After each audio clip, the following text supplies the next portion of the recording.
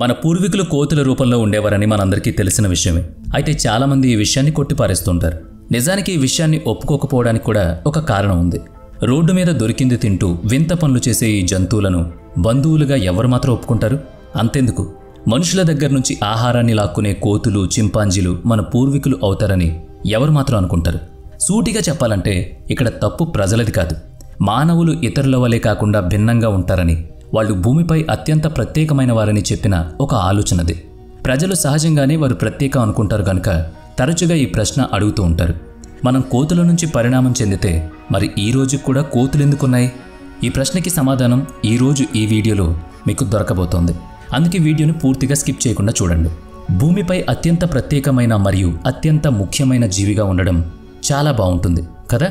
బహుశా Charles Darwin యొక్క origin of species concept ప్రజలకు ఎప్పటికీ అర్థం కాకపోవడానికి కూడా ఇదే ఒక కారణం కావచ్చు.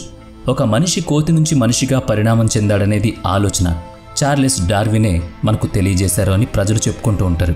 ప్రకృతి యొక్క పరిణామం గురించి మొదట మాట్లాడినది డార్విన్ అనేది నిజమే. కానీ మనం నేరుగా కోతి నుంచి మనిషిగా పరిణామం చెందామని ఆయన ఎప్పుడూ చెప్పలేదు. మన మనుషుల్లో చాలా రకాల జాతులు ఉన్నాయన్నది నిజం. మీరు కోతుల డిఎన్ఏతో మానవ డిఎన్ఏని మ్యాచ్ చేసి చూస్తే మన డిఎన్ఏలో కేవలం 93% మాత్రమే వాటితో సరిపోతుంది. అయితే చింపాంజీతో మాత్రం మన డిఎన్ఏ 99% వరకు సరిపోతుంది.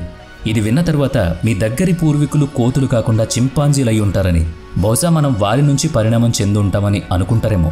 అది పూర్తిగా తప్పు. నిజానికి మనం పూర్తిగా చింపాంజీ నుంచి పరిణామం చెందలేదు. అలా అని కోతి నుంచి కూడా కాదు.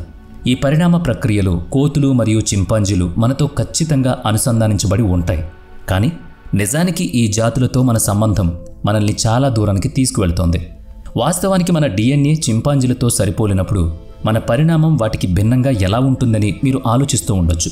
కాబట్టి ఈ ముఖ్యమైన విషయాన్ని ఒక శాంపిల్ సహాయంతో వివరిస్తాను. దాంట్లో భాగంగానే ఇప్పుడు మీకు ఒక పాయింట్ ఆఫ్ రిలేషన్ గురించి చెప్తాను. ఇది శ్రద్ధగా వినండి, ఎందుకంటే చార్లెస్ డార్విన్ కూడా ఈ కథ ద్వారానే ప్రపంచానికి పరిణామ కథను వివరించాడు.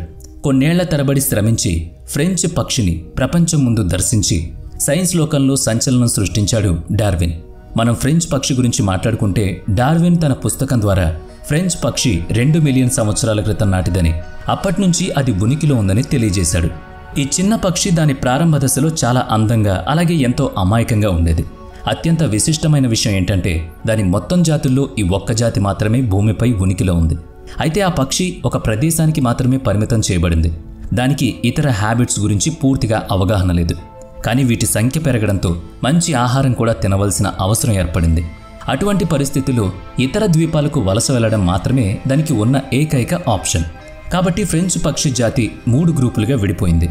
ఒక సమూహం ఐలాండ్ ఏ వైపు వలస వెళ్ళగా మరో సమూహం ఐలాండ్ బిలో నివాసం ఏర్పరచుకుంది. ఈ 2 గ్రూపులు విడిపోయిన తర్వాత మిగిలి ఉన్న గ్రూప్ ఐలాండ్ సిలో ఉండిపోయింది. ఈ పక్షులు తమ ఇంటిని విడిచిపెట్టకుండా వాటి జన్మస్థలంలో ఉండిపోయాయి. వలస వచ్చిన ఫ్రెంచ్ పక్షులు 2 సమూహాలు కొత్త వాతావరణానికి అనుగుణంగా మారడం మొదలుపెట్టాయి. తమకంటూ ఓ ఇల్లు కట్టుకుని తిండి కోసం వెతుకులటం మొదలుపెట్టాయి. వాటి జీవన విధానంలోనూ అలాగే వాటి తినే అలవాట్లలోనూ ఎన్నో మార్పులొచ్చాయి.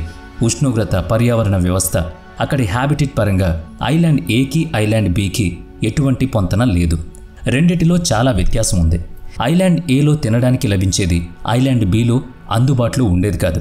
ఒక్క మాటలో చెప్పాలంటే ఐలాండ్ ఏలో పండ్లు సమృద్ధిగా దొరికితే ఐలాండ్ బిలో మాత్రం పురుగులు అంటే ఇన్సెక్ట్స్ మాత్రమే అందులో ఉండేవి. ఐలాండ్ ఏలో నివసించే ఫ్రెంచ్ బర్డ్స్ పండ్లను తినడానికి కఠినంగాను అలానే పొడవుగా ఉండే ముక్కును అభివృద్ధి చేసుకున్నాయి. తర్వాత మెల్లగా వీటిని లాంగ్ బీక్ స్పీసెస్ అని పిలిచారు. అయితే కీటకాలను తినడానికి పెద్ద ముక్కు అవసరం లేదు. దానికి బదులుగా బలమైన ముక్కు అవసరం. అందువల్ల ఐలాండ్ బిలో నివసించే జాతికి ముక్కు చిన్నదిగాను అలాగే బలంగాను ఉండేది. ఈ జాతికి షార్ట్ బీక్ స్పీసెస్ అని పేరు పెట్టారు. తమ తమ ప్రాంతాల్లో జీవించడానికి ఈ 2 జాతులు వివిధ మార్గాల్లో అభివృద్ధి చెందాయి. ప్రారంభ కాలంలో ఈ జాతులు చాలా ఇబ్బందులను ఎదుర్కోవాల్సి వచ్చింది. ఈ ద్వీపాల యొక్క పరిస్థితులు వారి ఇంటికి అంటే ఐలాండ్ సికి చాలా భిన్నంగా ఉన్నాయి. కానీ క్లిష్ట పరిస్థితుల్లో జీవించడానికి ఈ 2 జాతులు తమను తాము అలవాటు చేసుకున్నాయి.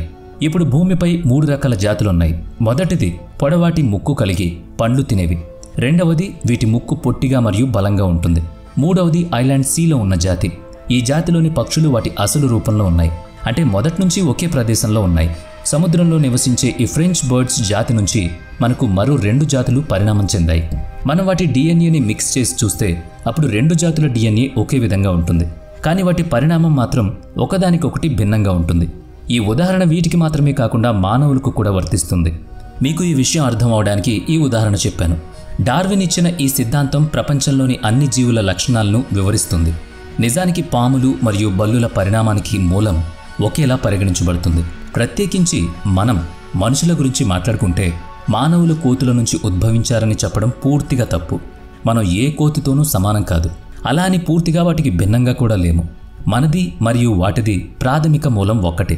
మన డిఎన్ఏ అనేక విధాలుగా వాటిని సరిపోలుతుంది. కానీ దీని అర్థం చింపాంజీల నుంచి మానవులు ఉద్భవించారని లేదా భవిష్యత్తులో చింపాంజీలు మానవులుగా పరిణామం చెందుతారని మాత్రం కానే కాదు. భూమిపై చింపాంజీలు మనుషులుగా మారడం మళ్లీ చూస్తామని మీరు అనుకుంటే మాత్రం పప్పులో కాలేసినట్టే. అలాంటిదేం జరగదు. ఇప్పుడు అసలు ప్రశ్న ఏంటంటే, చింపాంజీలు మన పరిణామ పూర్వీకులు అయితే మనం విడిపోవడానికి మూలం ఏంటి? దీన్ని తెలుసుకోవాలంటే మనం చరిత్రలోకి వెళ్ళాలి. మానవులు మరియు చింపాంజీలు మిలియన్ల సంవత్సరాల క్రితం ఒకే విధంగా పరిణామం చెందాయి. ఆ మూలంలో హోమోసేపియన్స్ ఒకటి అని నివేదిక చెబుతోంది. ఈ జాతినే మన సాధారణ పూర్వీకులని అంటూ ఉంటారు. భౌతికంగా ఈ జాతి కోతులు మరియు మానవులు రెండిటిని పోలి ఉంటారు. ఎక్కువ సమయం చెట్లపై నివసించడమే కాకుండా వంగి నడవడం కూడా ఇందులో భాగం. వీటికి పొడవాటి చేతులు ఉండడం కూడా కారణం. ఈరోజు మనం హోమోసేపియన్స్కు మన గ్రేట్ గ్రేట్ గ్రాండ్ ఫాదర్ హోదానివ్వచ్చు. ఈ హోమోసేపియన్స్ 2 రకాల స్పీసీస్గా విడిపోయాయి. మొదటిది హోమ్నోడై, రెండవది హైలోబెటిబై. ఈ 2 జాతుల మధ్య తేడా కేవలం పేరు మాత్రమే. హోమ్నోడై జాతుల రూపాల్లో ముక్కు లోపలికి ఉంటుంది. దుమ్ము మరియు ధూళిలోని చిన్న కణాలను ఆపగలిగే విధంగా వీటి నిర్మాణం ఉంటుంది. అయితే హైలోబెటిడై స్పీసీస్లో ముక్కు ఇతర కోతుల మాదిరిగానే కొంచెం ముందుకుంటుంది. ఇప్పుడు మనం హైలోబెటిడై నుంచి కొంచెం ముందుకు వెళితే గిబోన్ అనే మరొక జాతి మనకు కనిపిస్తుంది. ఈ జాతి ఈ రోజుకి కూడా మామూలు కోతుల వలె కనిపిస్తుంది. ఈ జాతికి చెందిన జీవుల్లో చాలా మార్పులు మరియు విభజనలు జరిగాయి. వీటిలో భాగంగానే హోమ్నినై మరియు పొంగినయి అనే 2 రకాల స్పీసీస్లు ఏర్పడ్డాయి. హోమ్నినేలో 2 భాగాలున్నాయి. అందులో మొదటిదే మనం, అంటే హోమోసేపియన్స్. తరువాత వాటిలో రెండవది పన్పనిస్కస్. ఇవి కోతులు, చింపాంజీలన్నమాట. ఈ రెండిటి డిఎన్ఏ మానవులతో 99% వరకు సరిపోతుంది. మనలాగే అవి కూడా చాలా తెలివైనవి. తమ కాళ్లపై నడవగలవు, నేలపై నివసించడంతో పాటు చెట్లపై తమ ఇంటిని కూడా నిర్మించుకుంటాయి. ఈ మొత్తం రెవల్యూషన్ ఫ్యామిలీ ట్రీ గురించి తెలుసుకున్న తరువాత ఈ పరిణామం ఎలా ప్రారంభమైందో మీకు అర్థమయ్యే ఉంటుంది. ఇన్ని రకాల జాతులున్న మన ప్రాథమిక మూలం ఒకటే. మన డిఎన్ఏ వాటికి బాగా పోలుంటుంది. కానీ దాని అర్థం మనం చింపాంజీల లోపల నుంచి ఉద్భవించామని కాదు. బదులుగా మనం ఒకే కుటుంబ వృక్షంలో భాగమని అర్థం. ఇప్పుడు మనం మన అత్యంత ఆసక్తికరమైన ప్రశ్న గురించి మాట్లాడుకుందాం. చింపాంజీలు నేడు మానవులుగా ఎందుకు పరిణామం చెందలేదని చాలామంది తెలుసుకోవాలనుకుంటున్నారు. మనకు మాత్రమే టెస్టికల్స్ ఎందుకు వచ్చాయి? దీనికి సమాధానం చాలా సులభం. వాస్తవానికి ప్రకృతిలో ఏదైనా జాతి పరిణామం అవసరమైనప్పుడు విప్లవం సంభవిస్తుంది.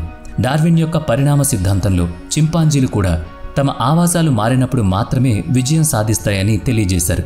ఆహారం తినడానికి పొడవైన ముక్కు అవసరమైనప్పుడు ఆ పక్షులు తమ ముక్కును అభివృద్ధి చేసుకుంటాయి. అలా కాకపోతే పస్తులుండాలి. మనిషి విషయంలో కూడా అలాంటిదే జరిగిందని చెప్పుకోవచ్చు. మనుషులు చెట్ల మీద నుంచి దిగి నేలపై నడిచే మార్గాన్ని అనుసరించడం వల్ల మనుషులుగా మారారు. అయితే గొరిల్లాలు మరియు చింపాంజీలు అలా చేయవలసిన అవసరం లేదని భావించాయి. అందుకే అవి తమ పాత పరిస్థితుల్లోనే మెరుగ్గా జీవించడం మొదలుపెట్టాయి. అవి చెట్లలో మరియు దట్టమైన అడవుల్లో సంతోషంగా ఉన్నాయి. అందుకే వాటి జీవనం అక్కడే హాయిగా కొనసాగుతుంది ఇప్పటికీ.